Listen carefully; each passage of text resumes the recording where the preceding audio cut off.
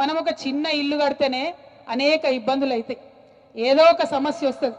ఇంత పెద్ద ప్రాజెక్టు కట్టి 40 లక్షల ఎకరాలకు నీళ్ళు ఇవ్వాలంటే చిన్న చిన్న సమస్యలు చాలా వస్తాయి. ఈ మేడిగడ్డ పిల్లర్ ఒకటి కుంగింది, ఇంకొక రెండిటికి పగుళ్ళు వచ్చినాయి.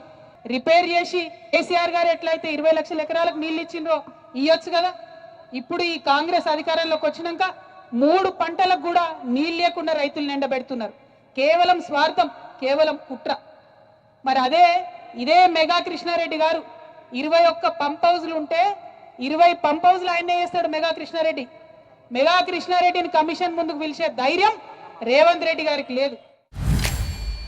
సార్ ముఖ్యమంత్రి కాదు ఆయన కాంట్రాక్టరు అని అనుకుంటే ముఖ్యమంత్రి ఆదేశాల మీద కమిషన్, అది ఒక ఘోష్ కమిషన్ ఇచ్చినటువంటి పిలుపు.